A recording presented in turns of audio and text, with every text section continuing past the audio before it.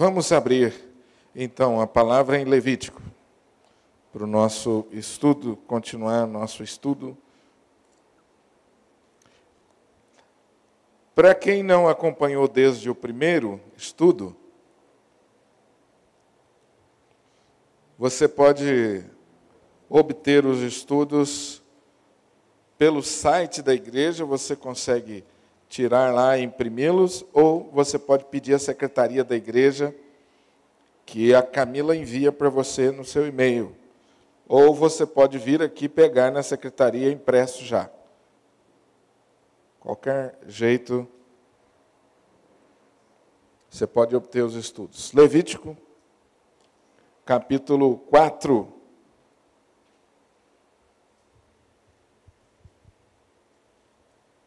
Para os irmãos que estão começando hoje a acompanhar os nossos estudos, a ideia é nós estudarmos a Bíblia de maneira sequencial. Então, nós estamos já estudamos Apocalipse, depois nós fomos para o começo, Gênesis, Êxodo, e agora estamos em Levítico. Terminando Levítico, nós vamos continuar, tá? Enquanto estivermos por aqui, estamos estudando a Bíblia. Se nós vamos conseguir terminar, né, Cássio? Só Deus sabe. Mas nós vamos estudar a Bíblia. Tá certo? Essa é a proposta. E, na medida do possível, você vai ter um esboço do estudo para você levar para casa e aproveitar da melhor maneira possível. Compartilhando com os colegas no trabalho, quem sabe dando aula na escola bíblica, enfim. Utilize da melhor maneira possível, compartilhe a mensagem.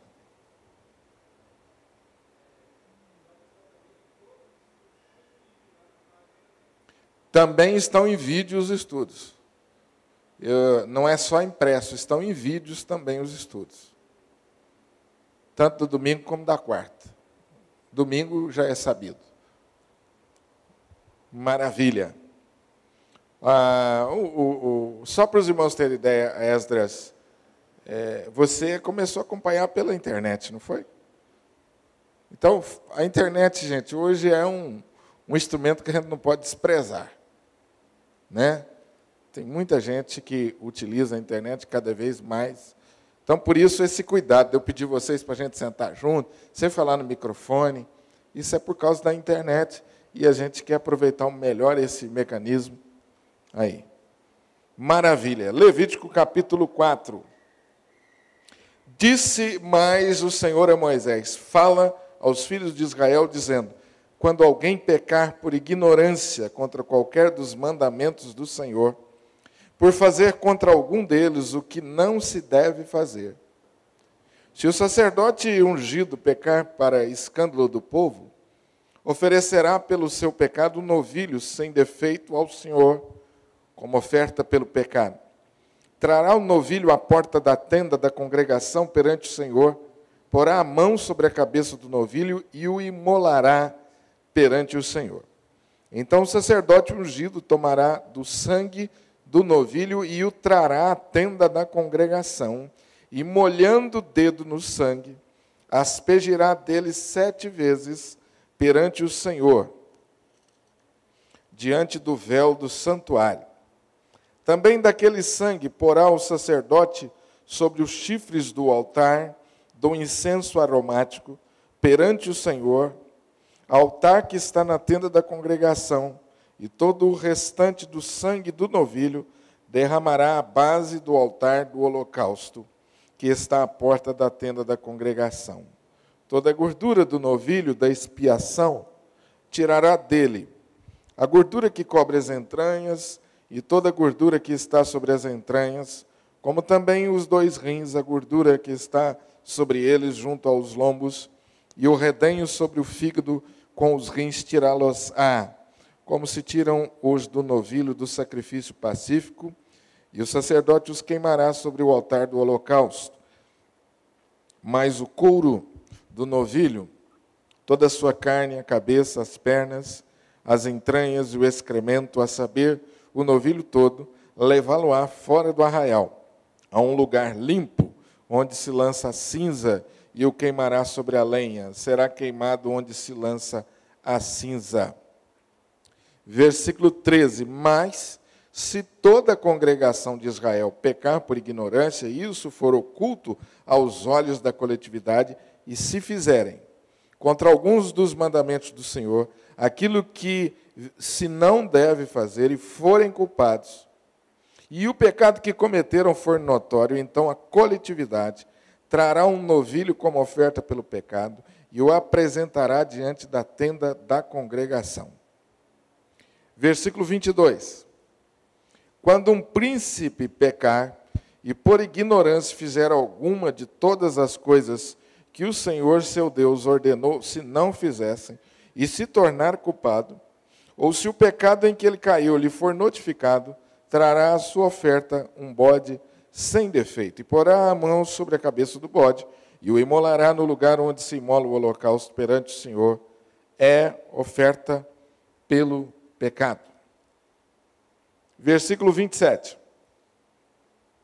Se qualquer pessoa do povo da terra pecar por ignorância, por fazer alguma das coisas que o Senhor ordenou se não fizessem, e se tornar culpada, ou se o pecado em que ela caiu lhe for notificado, trará por sua oferta uma cabra sem defeito pelo pecado que cometeu, e porá a mão sobre a cabeça da oferta pelo pecado, e a imolará no lugar do holocausto. Então o sacerdote com o dedo tomará do sangue da oferta e o porá sobre os chifres do altar do holocausto, e todo o restante do sangue derramará sobre a base do altar. Que Deus abençoe essa palavra e aplique. Amém, queridos?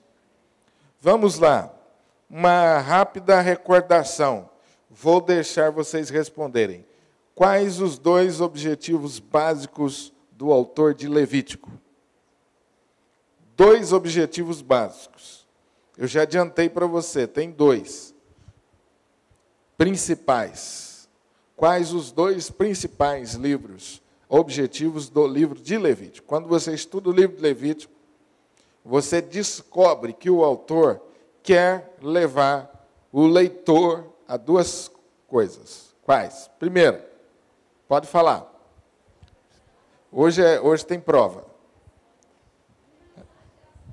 Revelar a pessoa de Jesus como nosso único e suficiente Salvador. Sobre isso, quantas vezes aparece o nome Jesus em Levítico? Nenhuma. Nenhuma.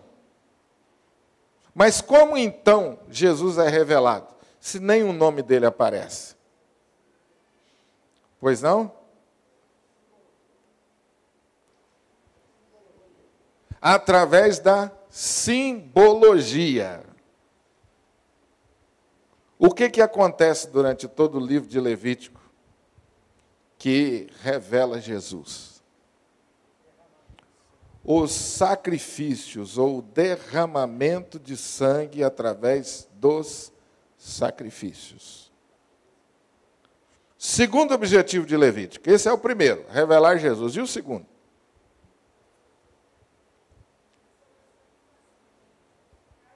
Vamos esperar o microfone chegar na Vilma. Julinho, já que você não vai na academia, você vai ter que... Fala sobre santificação, ser de santo porque eu sou santo, né? Fala sobre a santificação. Ser de santos porque eu sou santo é um dos versículos principais do livro de Levítico. Essa palavra se repete. Porque quando um versículo se repete num livro da Bíblia, pode parar e ficar atento, porque ele está querendo dizer uma coisa. É como se ele estivesse falando mais alto e dizendo assim, presta atenção aqui, ó. Então, é uma ênfase quando se repete. Esse é um versículo que repete em Levítico. As outras folhas que vocês receberam, os outros estudos, esse versículo aparece. E nessa folha de hoje, ele aparece aí no cabeçalho. Eu sou o Senhor que os trouxe do Egito, a fim de ser o Deus de vocês. Portanto, vamos juntos?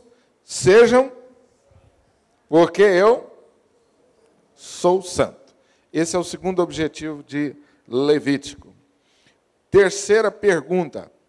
Em que contexto essas leis para o sacrifício foram dadas? Qual era o momento que o povo de Israel estava vivendo? Resumidamente, fala para mim. O que estava acontecendo? Que parte da história eles estão vivendo?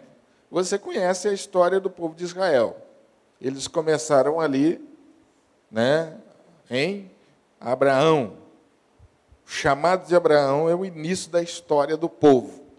Depois, Gênesis descreve o desenvolvimento e Êxodo também desse povo, dessa nação que começou com Abraão.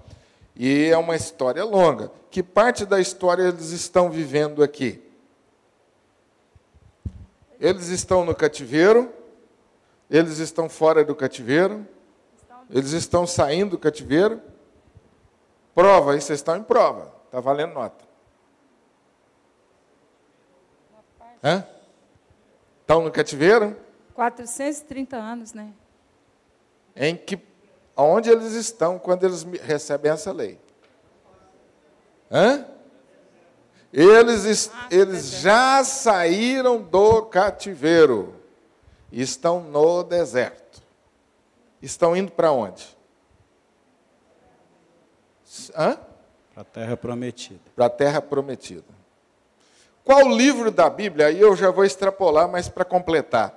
Qual livro da Bíblia que mostra para nós os momentos em que esse povo chega na terra prometida? Tem um livro da Bíblia que mostra como foi o processo da chegada desse povo na terra prometida, que, aliás, vai ser um livro que nós vamos fazer mensagens dele no domingo à noite. Josué. Josué narra para você as batalhas que esse povo enfrentou para tomar posse da terra prometida. Tranquilo aí, pegou a história? Por que era importante? Por que Levítico é importante estudar Levítico hoje? A gente faz sacrifício hoje, Esdras? Não tem mais. Então, para que ficar estudando esse monte de sacrifício aqui? Qual é a importância do estudo desse livro para nós hoje? Por que ele é relevante? Por que eu devo estar aqui quarta-feira para estudar esse livro, pastor? Estou meio na dúvida. Qual é a razão? Prova, hein? Já está terminando a prova. Encorajar uma vida de santificação e conhecer melhor Jesus e suas características. Desculpa. Encorajar uma vida de santificação. Eu não entendi a palavra. Encorajar. Maravilhoso. Primeiro, porque o livro revela Jesus. Essa é a razão suficiente para nós estudarmos Levítico. Conhecer melhor a Jesus. Nosso único e suficiente Salvador. Segundo, o livro nos encoraja a buscar a santificação. Não basta, conforme a palavra de Deus, o processo de Deus na minha vida não é apenas me levar ao conhecimento da salvação. Jesus quer que eu tenha uma vida condizente. Jesus quer que eu tenha uma vida coerente. E a santificação é esse processo, onde Deus vai transformando a minha vida na imagem de Jesus. O que é santificação, pastor? Quer dizer que eu vou virar santo? Como é que eu posso virar santo nesse mundo cheio de pecados, cheio de problema, complicado? Não é melhor eu me afastar? Porque houve uma época na história que acreditava-se que para se tornar santo precisava se afastar do mundo. Foram onde que criaram-se os monastérios, né, João? A gente estuda esse capítulo no seminário, muito interessante. O povo construía os castelos, os monastérios nos montes, e lá eles se refugiavam, dizendo que ali eles iam se tornar santos. A santificação é o processo de Deus me transformar na imagem de Jesus, seu Filho amado. É um processo. E esse processo, ele é experimentado, vivido aqui, nessa vida, aonde eu vivo, no meio do furacão, no meio dos problemas, no meio dos desafios. Jesus quer que eu seja santo aqui, nessa vida, nessa terra. No meio que eu vivo, lá no meu trabalho, cheio de gente que não teme a palavra, no meio da minha família, no meio da minha escola, não importa o contexto, é onde eu estou. Deus vai usar todos os recursos possíveis para trabalhar e me fazer uma pessoa cada vez mais à semelhança dele, para glorificá-lo. E nesse processo, as pessoas vão conhecendo a Jesus. Alguém queria fazer uma pergunta? Cássio.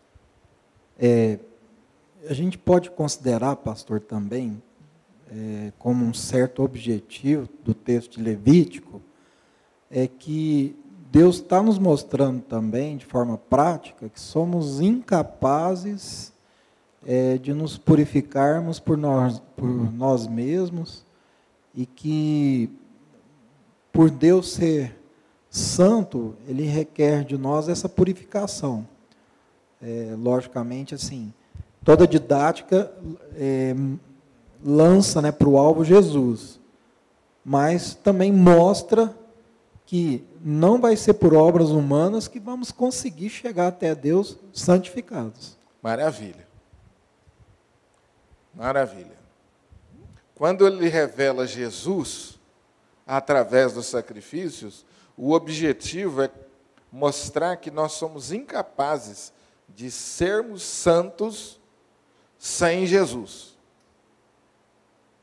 Então, os sacrifícios, a todo tempo, um monte de leis e de sacrifícios, era pesado demais. E o final de tudo, o israelita chegava à conclusão: não dá para me fazer tudo isso. Estou perdido.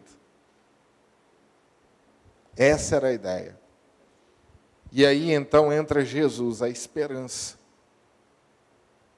Então o livro de Levítico, muito bem colocado, ele, didaticamente, ele vai, através dos sacrifícios, mostrando isso. Vamos entrar hoje no capítulo 4, seguindo a ordem das ofertas. Primeira oferta, holocausto. Já estudamos ela. Capítulo 1. Segunda oferta, oferta de manjares. Está resumido cada uma dessas ofertas aí. E eu estou repetindo para facilitar os irmãos entenderem.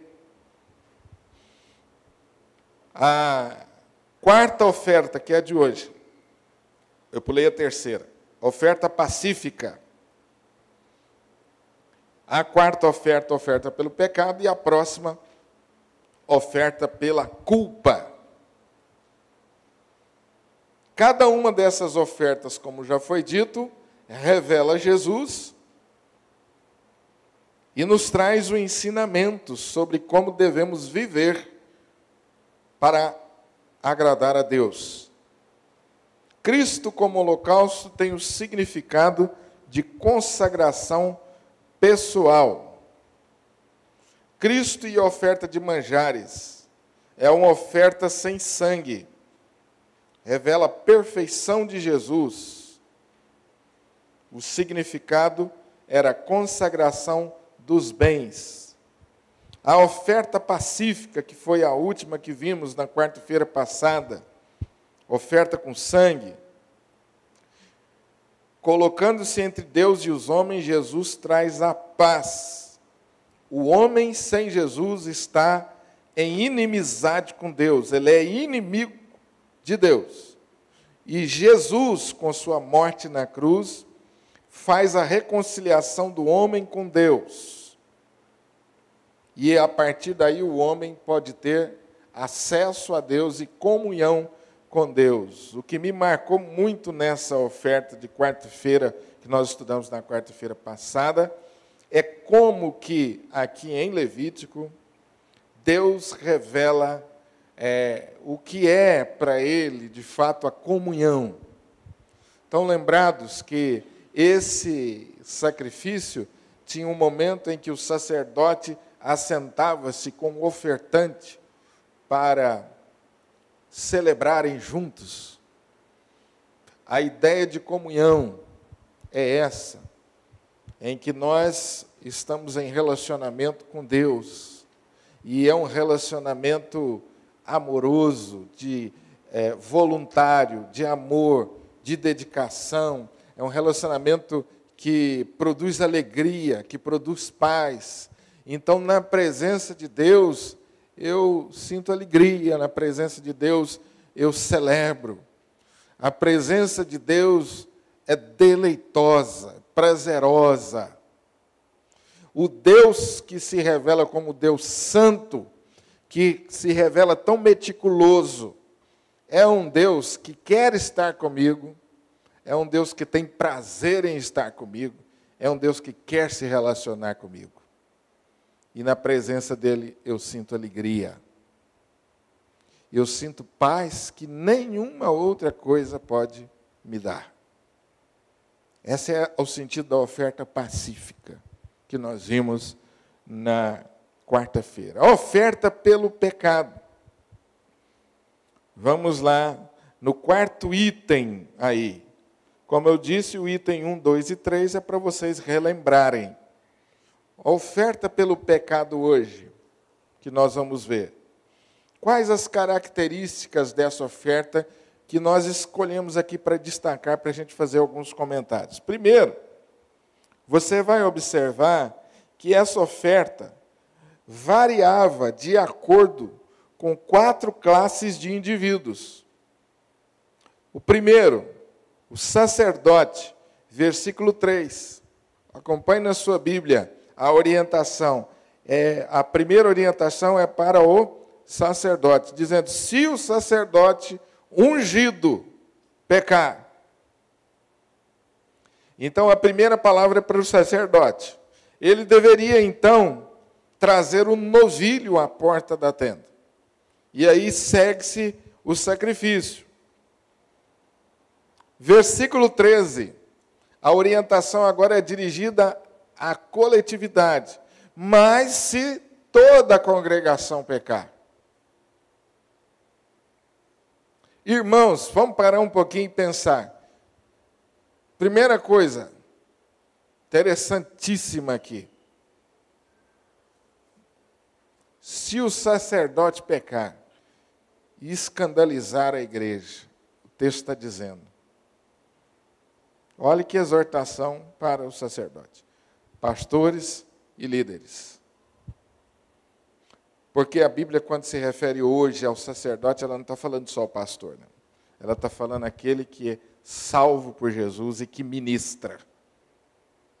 1 Pedro 2,9, vós, porém, sois raça, sacerdócio, real, nação santa, povo de propriedade exclusiva de Deus. Quem é sacerdote? Você também. Eu não estou querendo com isso eximir a responsabilidade do pastor ou de um líder na igreja. Mas quando eu ouço a exortação para o sacerdote, eu tenho que entender que ela é para mim também, que eu ministro ao mundo. O pastor tem dons e tem responsabilidades que o responsabilizam. E dentro disso, ele será cobrado.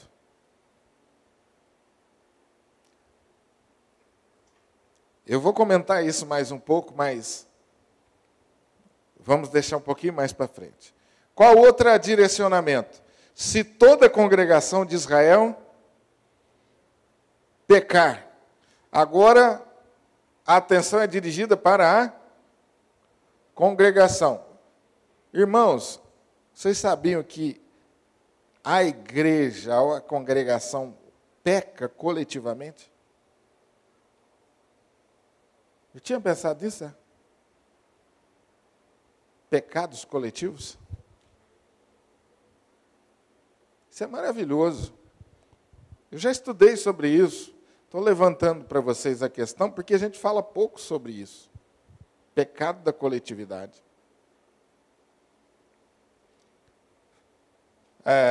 Deus amaldiçoou, na pessoa de Jesus, enquanto esteve na terra, cidades inteiras,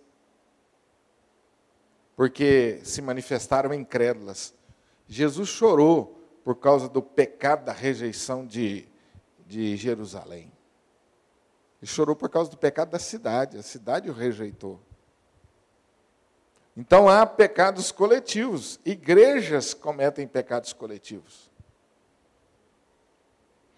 Eu estava conversando com um irmão sobre a divisão de uma igreja, isso já faz tempo. E eu perguntei para ele assim, meu irmão, o que aconteceu? E ele falou assim, tanta coisa, mas eu acho que o nosso problema foi orgulho. Eu falei assim, concordo contigo, a sua avaliação é honesta e é verdadeira. Uma igreja pode cometer o pecado do orgulho. Uma igreja pode cometer o pecado da vaidade. Pastor, qual a base bíblica sobre isso? Vou deixar para vocês responderem. Você sabe, né? Eu lembrei de outro, pastor, que é muito sério também, idolatria. Idolatria dos seus líderes. Aonde você encontra um material que fala sobre isso de uma forma extraordinária? Pecado de igreja. Nós já estudamos aqui, hein? Apocalipse, Anilton. A mensagem de Jesus às 7 igrejas. Meu irmão, pega lá e lê para você ver como Jesus exorta a igreja e aponta qual é o problema da igreja. Desvio doutrinário, idolatria, imoralidade. Jesus aponta, eis que venho contra ti. Nossa. Teve uma igreja que Jesus exortou por causa da frieza espiritual. O que ele disse? Vocês não são frios, nem mornos, nem quentes. Desculpa. E eu estou a ponto de vomitar por causa da frieza espiritual. Teve uma igreja que ele falou, vocês são cegos espirituais. Eu aconselho que vocês comprem colírio e passem nos olhos, que vocês não estão vendo. Falta de visão espiritual. Tremendo isso, né, gente? Então, quando você orar pela sua igreja, ore dessa maneira, com discernimento. Ore pela sua igreja dessa maneira. Domingo eu falei para os irmãos, e tudo leva a crer, se Deus confirmar, que eu vou continuar falando sobre isso. Nós precisamos ter um projeto pessoal de crescimento, nós precisamos ter um projeto familiar de crescimento, nós precisamos ter um projeto comunitário de crescimento. No seu projeto comunitário, ore pela sua igreja. Você não pode deixar de orar pela sua igreja. Nós não estamos sozinhos. Nós precisamos da oração de um ou do outro como igreja. Então, ore pela sua igreja. Jesus, abençoa, para que a minha igreja não incorra nesses pecados que ofendem o Senhor e o seu Espírito se afaste de nós. Porque a gente não pode... O Espírito não se retira definitivamente, mas a Bíblia diz que nós apagamos o Espírito e a Bíblia diz que nós entristecemos ele.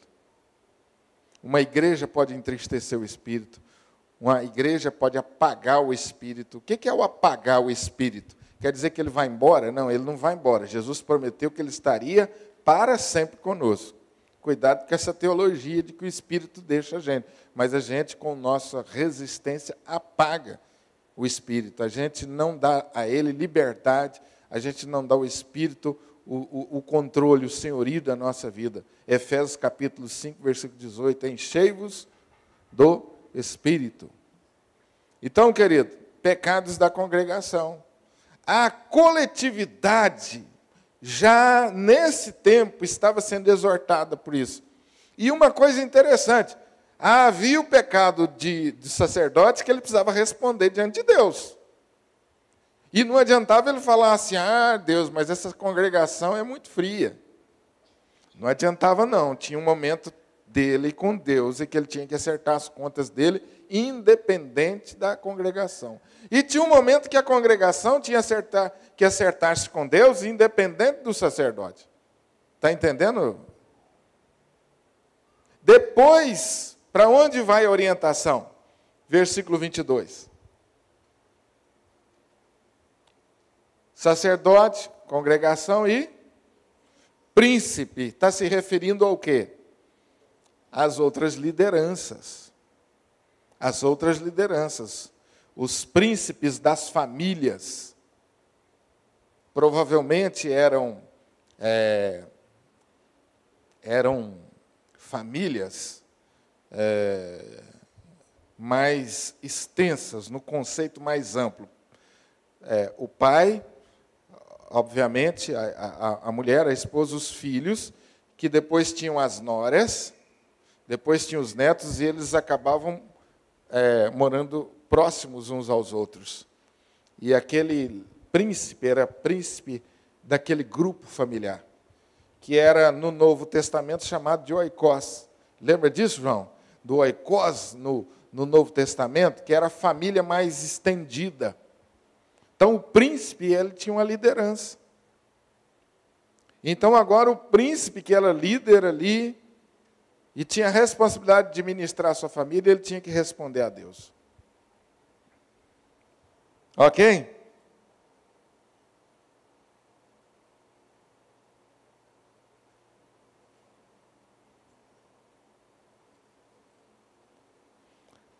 Qual o outro nível de responsabilidade? 27. Se acontecer o quê? Qualquer pessoa do povo pecar. Estão vendo o nível de gradação aí? Sacerdote, igreja, líder e eu. É muito didático isso, né? Às vezes a gente fala assim, não, minha igreja é tão fraca.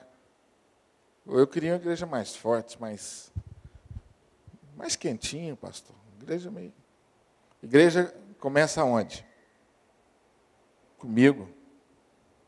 Olha como Deus trabalha essas visões no meio do povo. Porque às vezes a gente tem a tendência de dizer assim, a igreja exclui-se, e se exclui. A minha igreja é assim. Não, eu sou assim. Estou dentro dela. E ela vai ser diferente a partir do momento que eu também sou diferente. Que eu não posso me eximir desse processo. Vocês estão vendo que coisa maravilhosa esse sacrifício que trabalhava a ideia da dinâmica de Deus na vida do povo? Quando você refletir sobre a igreja, sobre a obra de Deus, você precisa de uma maneira equilibrada pensar em todos esses níveis. Às vezes a gente emite opiniões sobre as coisas de uma maneira muito superficial. O que você está achando da igreja? A igreja está assim, a igreja está assim. Às vezes a gente fala. Uma avaliação mais honesta e mais profunda, ela envolve todos esses níveis. Primeiramente, como é que eu estou com Deus? Antes de eu apontar para o dedo para o sacerdote, antes de eu apontar o dedo para o príncipe, como é que eu estou? Amém? A Bíblia tem diretrizes muito claras para isso. Por isso que eu falei para vocês que eu ia entrar no assunto depois. Quando ela fala de sacerdote, ela diz assim para o sacerdote, aí no Novo Testamento, no caso o pastor, pensando na figura do pastor, ela diz assim, o pastor é aquele que pastoreia, é aquele que instrui, e é aquele que zela pela sua alma, como quem tem de prestar contas a Deus. Só esse versículo já é suficiente para a gente perder o sono. Pastor tem que ser um camarada bom para dormir. Tem que ser um camarada... Tem gente que tem dificuldade de dormir, tem insônia, né? Não pode ser pastor, não. Pastor tem que ser bom para dormir. Porque dorme com essa. Ele é, eu estou falando de Hebreus. Vou mostrar o texto lá para vocês. Posso estar falando alguma coisa, você falando, onde o pastor está? Hebreus. Você não pensar que não, o pastor está inventando esse negócio. Então não, abre lá para você ver. Hebreus. Final de Hebreus. Isso é tremendo, gente. Hebreus 13, 7 começa aí. Primeiro vem a palavra para vocês, para nós, como igreja. Hebreus 13, 7. Amém? Localizaram aí ou não? O que está dizendo aí? Lembrai-vos dos vossos guias. Esse lembrar aí é honrar. Honre os vossos guias. Está se referindo ao pastor, ao líder, como guia, como aquele que conduz. Os quais vos pregaram a palavra. E considerando atentamente o fim da sua vida, faça o quê? Imitai a vossa fé. A fé que eles tiveram. Versículo 17. Obedecei aos vossos guias e sede submissos para com eles. Por quê, hein? Pois velam por vossa alma, como quem tem para que façam isso com alegria e não gemendo, porque isso não aproveita a vós outros.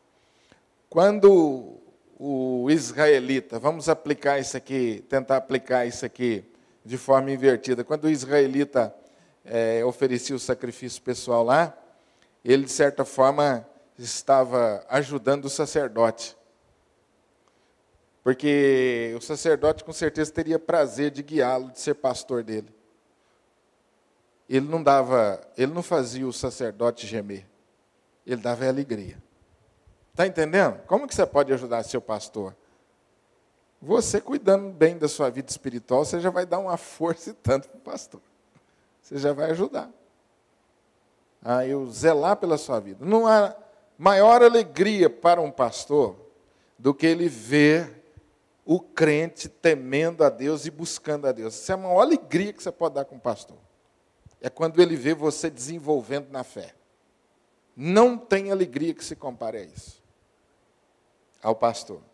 Esse é um aspecto através do qual Deus abençoa muitas vezes a vida do pastor. Quando ele vê uma ovelha crescendo espiritualmente, dando frutos, ele olha para aquela ovelha e fala, Senhor do céu, maravilha. É uma alegria que nós temos, né, presbíteros, quando a gente vê os batismos e a profissão de fé aqui. E você quer ver a alegria para o pastor, é o dia do batismo e a profissão de fé. A ovelha chegou cheia de carrapicho, toda suja, de repente está lá, bonito, com a vida organizada. O pastor olha para aquele camarada lá e fala assim, Jesus, que coisa maravilhosa. E ele pastoreia, sem gemer de certa forma. Mas a responsabilidade dele é muito grande como sacerdote. E ele precisava cuidar de si mesmo para conseguir liderar o seu povo. Amém? Esse assunto é tão longo que a gente fica aqui o dia inteiro falando dele. Porque ele é muito amplo e gostoso, não é? Falando da gente, da nossa comunidade, da nossa dinâmica. Às vezes a gente tem muita dificuldade com esse negócio de pastor,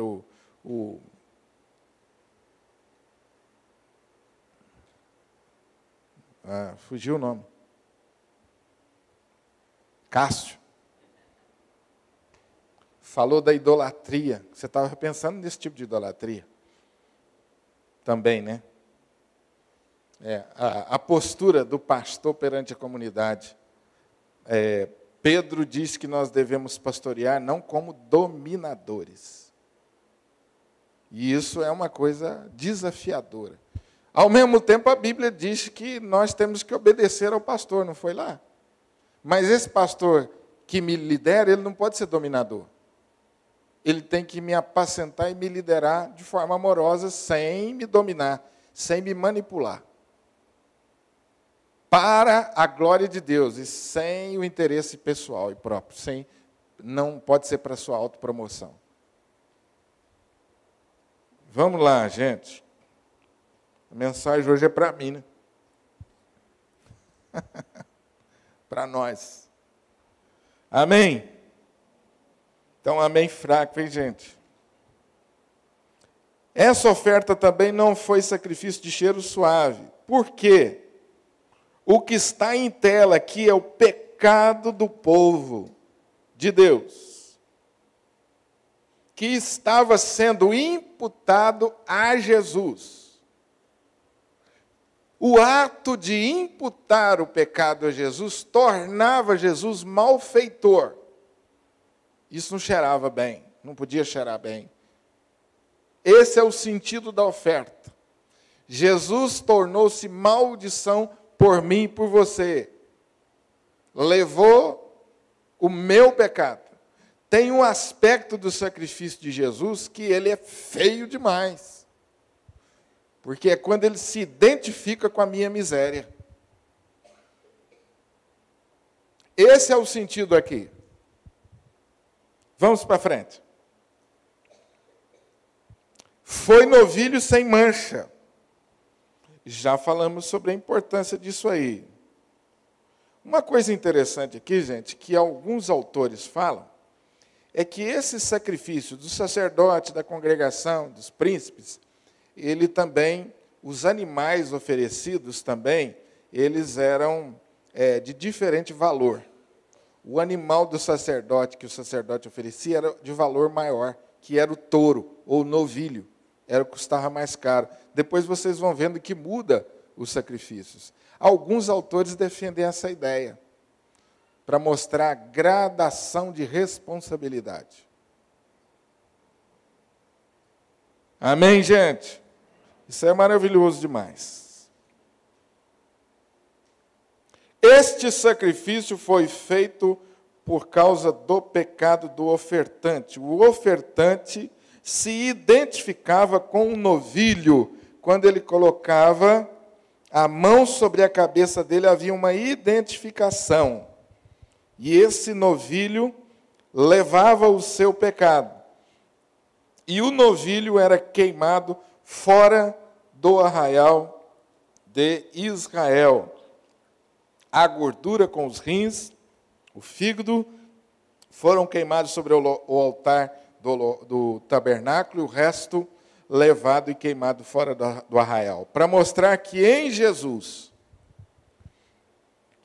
em Jesus mesmo, não teve pecado, mas estava levando o pecado dos outros. Essa era a ideia. Quando o novilho era levado para fora do arraial, era Jesus levando, simbolizava Jesus levando o nosso pecado. Não especificou, agora é importante isso aí, não especificou um pecado em particular, mas mostra, ou a ênfase é que nós somos pecadores por natureza. Essa é a diferença dessa oferta com a próxima, que é a oferta pela culpa. E nós vamos ver aí no parágrafo seguinte. Qual é a diferença da oferta pelo pecado e da oferta pela culpa do pecado? Qual é a diferença? O pecado está se referindo à impureza, à fraqueza, está falando da nossa condição, da nossa natureza. A culpa é um ato, uma dívida. O pecado é a natureza má. A culpa é o erro. O pecado, ou a natureza pecaminosa, torna o pecador rejeitado por Deus, pelo que ele é e não pelo que ele faz. A culpa pelo que se faz,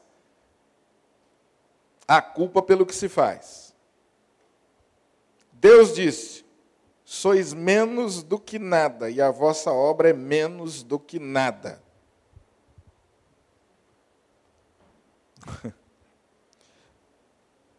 Menos do que nada é negativo.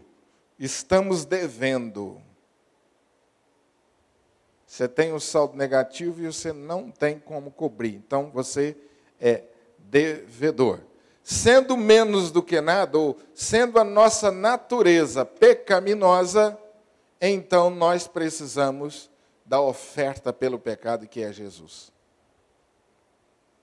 Qual é, então, a característica principal dessa oferta?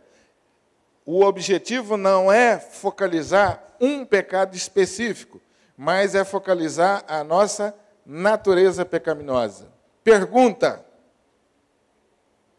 nós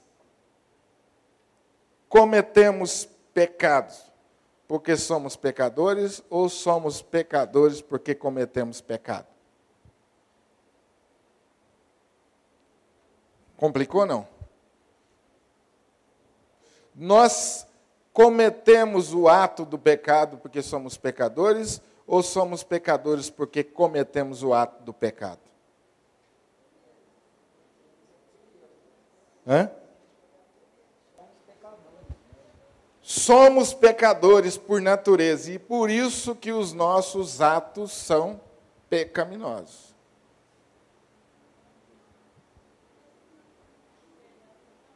Por isso que a gente precisa do perdão toda hora. Dona Luzia disse aqui. Quer dizer que se eu não cometer pecado nenhum, eu estou errado assim mesmo.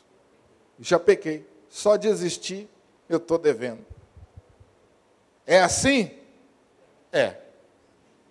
E essa mensagem, queridos, essa mensagem, como eu disse também na quarta-feira passada, é uma mensagem que nós vamos encontrar muita rejeição na mente moderna hoje.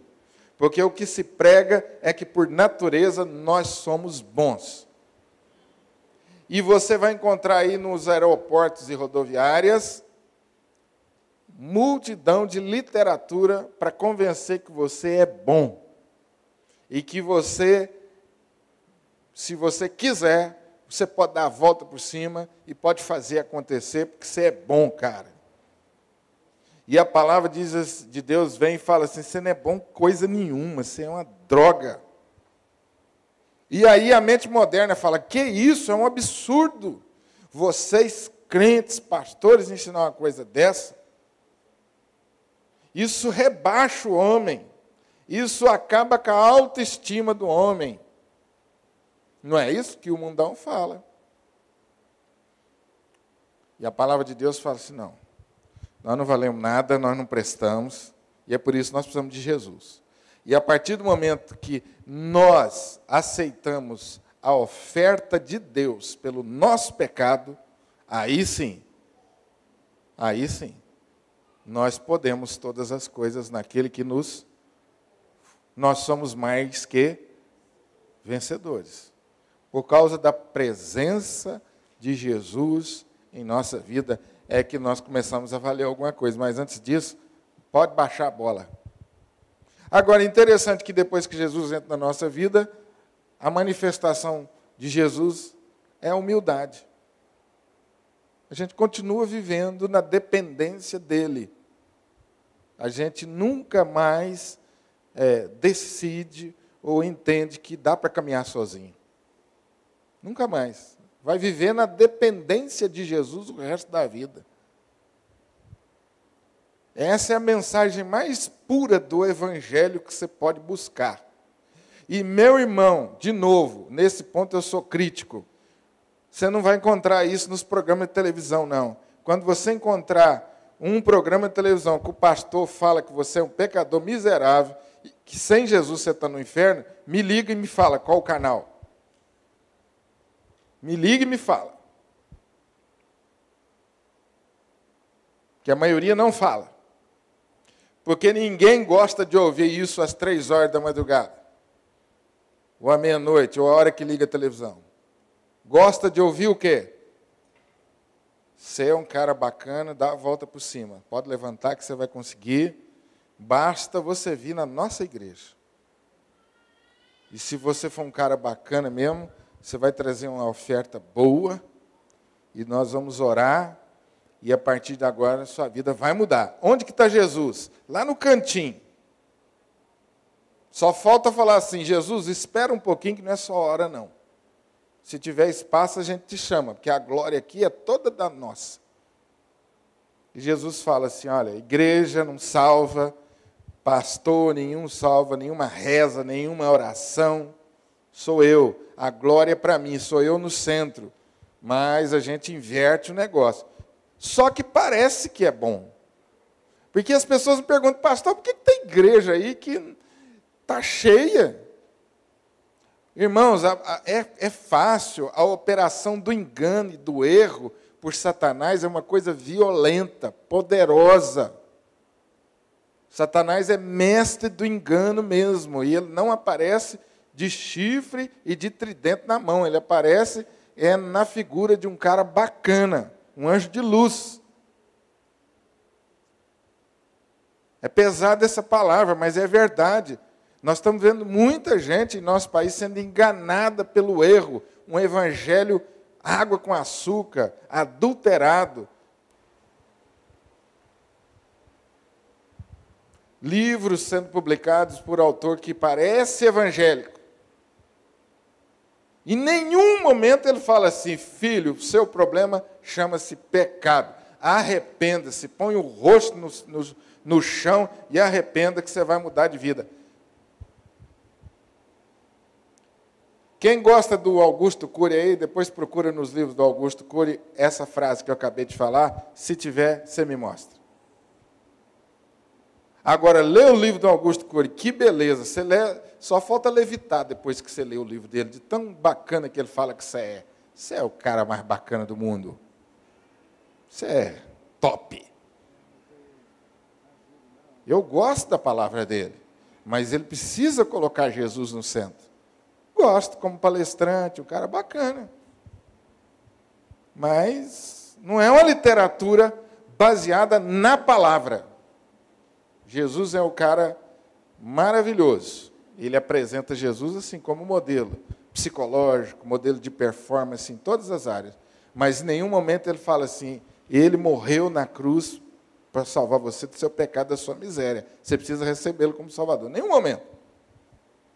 Continue lendo os livros do Augusto Cury, mas não se esqueça disso. Que sem Jesus nós não somos nada. É dura essa mensagem.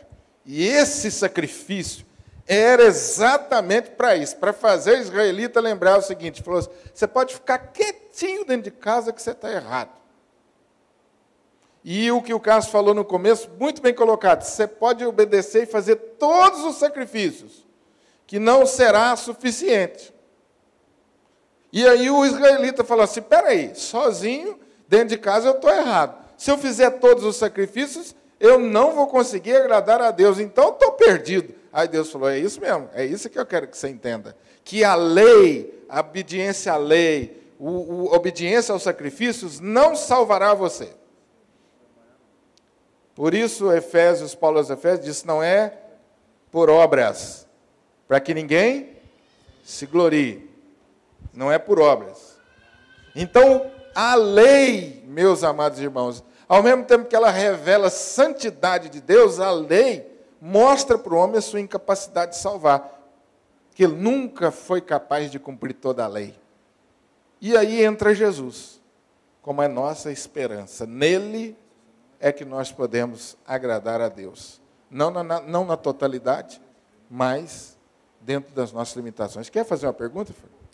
E quando o sacerdote é conivente com o pecado da igreja? É conivente? É. Pau na cabeça dele. Então vai ter que ser muito sacerdote levando pau na cabeça aí, viu? Tem, mas é o que eu falei para vocês. Cada um tem que pensar na sua responsabilidade. Você não pode se apresentar diante de Deus e falar assim, Deus, eu estou em pecado, eu estou pisando a bola, é por causa do sacerdote. Essa é a mensagem. Deus falava assim, meu filho, o sacerdote, ele tem responsabilidade, mas a responsabilidade é pessoal, é sua. Você tem revelação. Você está entendendo? Por isso que o sacrifício Ele falava do sacerdote, falava do príncipe, falava da congregação e falava da pessoa. Então, o sacerdote levará a consequência do seu erro? Sim. Não honrou a Deus como deveria. Mas o israelita, o ofertante, é indesculpável. Tá certo? Você entendeu? Então, na verdade, é pau na cabeça de todo mundo. Pau na cabeça do sacerdote, porque errou, e do crente, que tem a palavra de Deus e que se deixou levar pelo sacerdote. Pau na cabeça de todo mundo. Os dois estão errados. Desculpa a brincadeira, mas é para descontrair. Esse pau na cabeça aí, graças a Deus, não é assim, né? É um puxão de orelha. Deus é misericordioso, mas a consequência vem. Queridos, o tempo está acabando, eu vou lá para o final. Quarta-feira a gente volta mais um pouquinho. Eu vou lá na conclusão, no item 6. Porque todos os itens da conclusão nós já falamos. E depois vocês dão uma lidinha em casa aí. E eu tenho que me controlar, porque esse assunto é maravilhoso, a gente vai longe. Desse sacrifício, nós podemos concluir. A natureza humana pecaminosa é nosso calcanhar de Aquiles. Quem conhece a história do calcanhar de Aquiles? Conhece? A mãe de Aquiles fez o quê? Pegou Aquiles pelo calcanhar e mergulhou no rio para que ele se tornasse invencível. Só que ela esqueceu de banhar Aquiles todo. Quando ela tirou, ficou a fraqueza exatamente no calcanhar. E foi aí que Aquiles foi derrotado. Foi por uma flechada que alcançou o único ponto que ele tinha fraco. Tudo no mais era invencível. Então, a natureza pecaminosa é o nosso calcanhar de Aquiles, de certa forma. E é por isso que eu e você devemos viver na dependência de Deus o tempo todo, por causa do nosso calcanhar de Aquiles. Não vai ter um momento que você vai falar assim, agora eu estou tranquilo, estou livre. É dependência de Deus. Por isso Jesus disse, vigiai e orai, para que não entreis em tentação. A minha vida e a sua vida é uma vida de constante vigilância. Esse é o preço que eu pago. Esse é o meu empenho, o meu esforço. Porque tem gente que fala assim, pastor, vocês presbiterianos é tranquilo, porque lá vocês dizem que não perde a salvação. Eu falo assim, aonde você viu isso?